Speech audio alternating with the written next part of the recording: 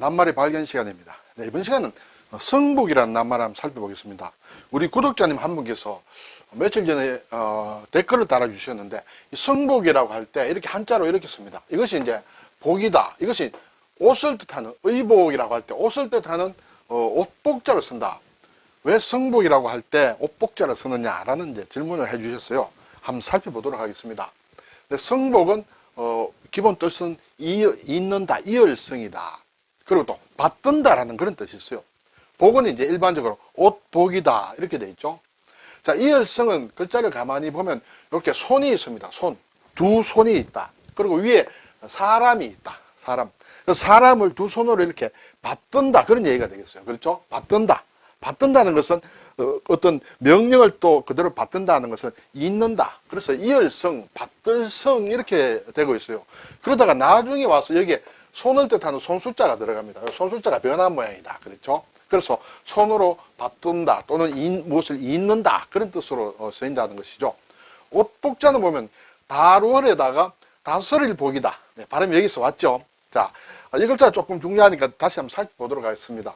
자, 이 옷복에는 복종한다는 뜻도 있다. 옷이란 뜻도 있는데, 옷이라고 이것도 글자를 이제 여러 가지로 해석을 하는데, 일반적으로 예를 들어서 다루를 육다루리라 하면 사람의 몸이다. 사람의 몸이다. 그렇죠? 그리고 여기서 이제 다스릴 복이라고 하면 이 글자는 자세히 나눠보면 이 부분이 사람 인자고 또 우자가 있다. 그렇죠? 사람 인자와 또 우자가 합쳤다. 또 우자는 손을 뜻하죠.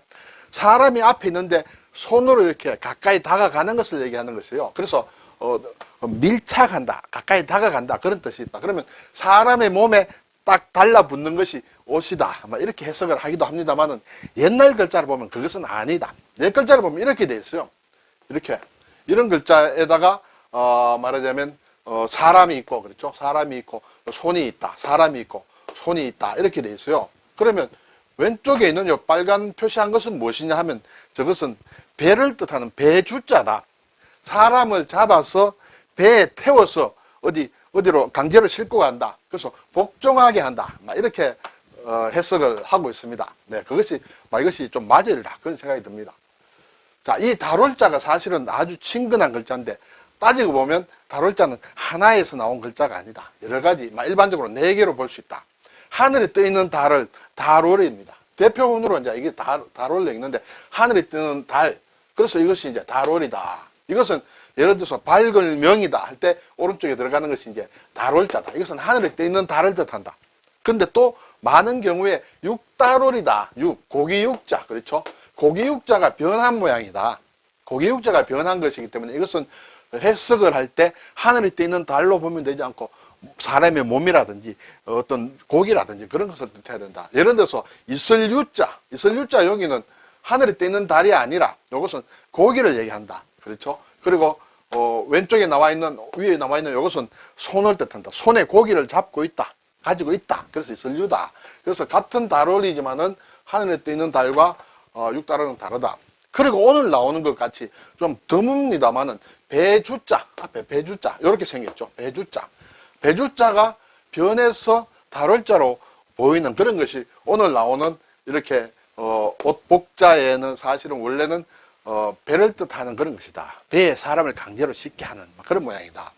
그리고 또 다른 것을 보면 벗붕자가 있습니다. 그렇죠? 벗붕자. 네. 이것은 원래는 다룰자가 2개지만 달과 상관이 없다. 이것은 말하자면 조개를 꿰놓은 조개 꿰미를 얘기한다. 옛날에는 조개가 돈이었죠. 그렇죠? 아주 귀한 조개, 돈이 되는, 재물이 되는 조개를 꿰어놓은 것을 이렇게 다룰자로 표시했다. 그래서 여기에서는 달과 상관이 없다. 예를 들어서 무너질 붕자다. 임금이 돌아가시는 것을 붕어하셨다. 또는 산이 무너진다. 붕괴를 했다 할 때 그렇죠. 산이다. 산이 조개가 이렇게 말하자면 다 깨어지듯이 산이 무너진 것을 무너질 붕자라고 한다. 이때는 다룰자지만은 달과는 상관이 없다는 것이에요. 그렇죠. 이것은 조개와 관련된다. 다룰자가 이렇게 나타나지만은 깊이 들어가면 여러 가지 소스가 따로 있다 하는 것을 제가 말씀을 드립니다. 자, 오늘 주제가 된 낱말은 성복이다. 성은 잇는다는 뜻이죠. 그리고 받든다는 뜻이에요. 그렇죠? 받든다. 납득하에 따른다. 받들어서 복은 복종한다. 받들어서 그대로 따르는 것이 성복이다. 그리고 죄를 스스로 고백하는 것도 성복이라고 한다. 이때 옷복자가 들어가지만 옷과는 관련이 없다. 그래서 성복의 복은 옷이라는 뜻은 나중에 생겼다. 원래 처음에 생긴 것은 복종한다라는 그런 의미가 원뜻이다. 나중에 이제 여러 가지 뜻으로 또 파생이 된다. 이렇게 되겠죠. 그 중에 하나가 옷복이다. 자, 글자를 잠깐 살펴보겠습니다. 이을성이다. 받들성이다. 받들다. 계성한다. 있는다는 뜻이죠. 승계한다. 마찬가지죠. 성낙한다. 예, 성낙한다. 예, 허락을 받는다. 받든다. 그런 얘기가 되겠죠. 성인을 한다. 그렇죠. 성중이다. 무거운 중자를 쓰면, 요즘은 잘 안 쓰는 말입니다만, 장손이 아버지와 할아버지를 대신해서 조상의 제사를 지내는 것. 할아버지와 아버지가 먼저 이렇게 돌아가시고, 이제 자기가 장손이 이렇게, 제사를 지내는 것을 성중이라 한다. 성은이다. 은혜를 입었다는 그런 뜻이에요. 이것은 사극에 보면 가끔 나오죠. 어떤 궁녀라든지 나인이라든지 궁궐에서 임금님의 선택을 받아서 임금님과 동침을 하는 것을 성은이라고 한다. 성은이다. 그런데 또 신하들이 임금님의 큰 은혜를 받았다 할 때는 성은이다. 그렇죠. 거룩할 성자를 쓴다. 여기서 두 개를 좀 구분해야 된다는 것도 제가 몇 번 말씀드렸습니다. 성정원이다. 조선시대에 어떤 기관이 있죠. 임금의 정치에 관한 어떤 임금의 뜻을 받드는 곳이 성정원이다. 그렇죠.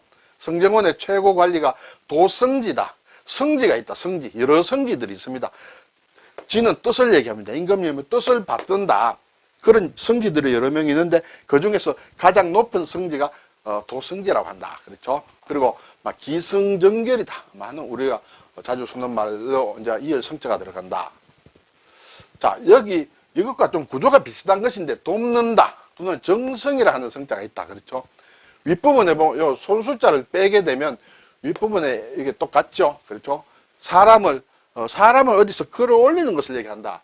옛 글자를 보면 여기에 매산자가 있습니다. 어떤 산속의 깊이 구덩이에 빠진 사람을 들어 올려주는 것이다. 그래서 돕는다라는 그런 성이다. 그리고 그것이 정성이란 말로도 보인다.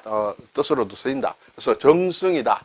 삼정성이다. 영의정, 좌의정, 우의정을 이제 삼정성이라 할 때는 이 성자가 기본 구조는 같지만은 다른 낱말들을 만든다.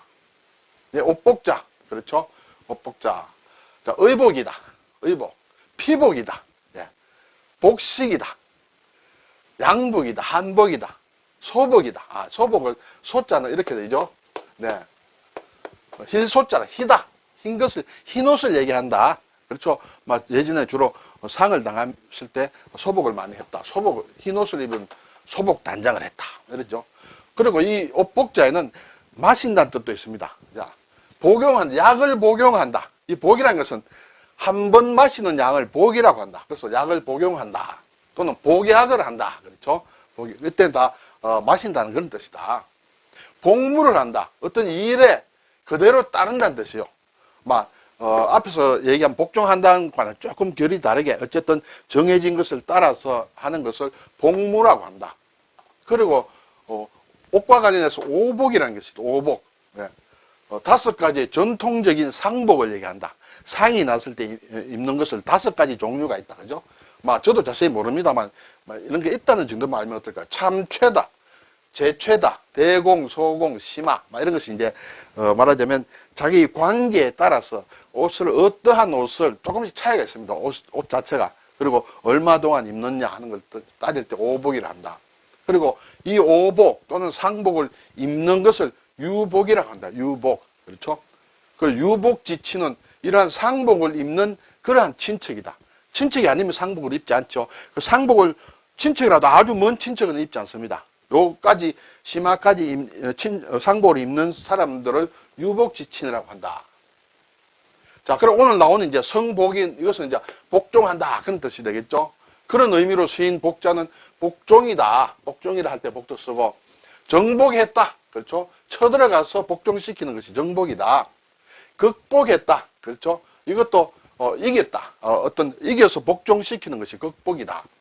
복속시켰다. 그렇죠. 네. 상명하복이다. 예. 이때 이제 복종한다는 그런 의미로 쓰인다. 근데 비슷한 의미로 항복을 받았다. 또는 굴복을 했다. 이것도 이제 복종한다는 거가 같다. 이때는 이렇게 엎드릴 복자, 그렇죠? 사람인변에 개견자 하면 엎드린다는 그런 뜻이죠. 우리가 초복, 중복, 말복 할 때 더워서 가만히 엎드리고 있다. 그걸 삼복이라 하죠. 이때 이제 엎드릴 복이다. 그리고 애걸복걸한다. 애걸복걸한다. 또는 복지부동한다.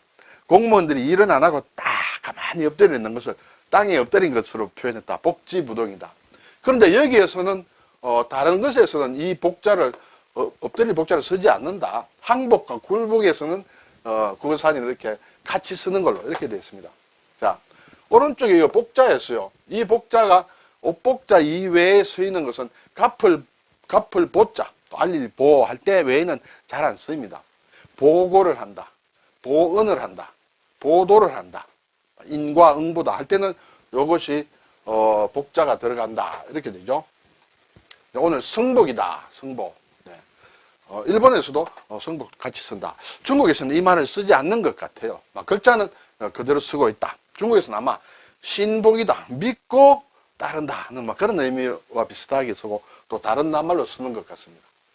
오늘 승복이다, 승복이다, 또는 복종이다 할 때 옷복자로 쓰는데 이것은 옷을 뜻하는 것이 아니라 복종한다, 따른다 그런 의미다.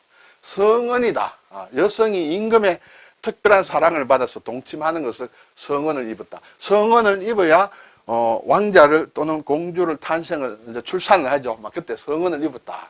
이것은 주로 여성에게 쓰이는 것이다. 또 그 이외의 임금의 큰 은혜를 입었다 할 때는 거룩과 성자를 쓴다. 성은이다. 복용한다. 복약이다. 이것은 약을 먹는 것을 복이라고 한다. 그리고 성정원, 그리고 정성할 때는 성자를, 이런 성자를 쓴다는 것을 살펴보았습니다. 감사합니다.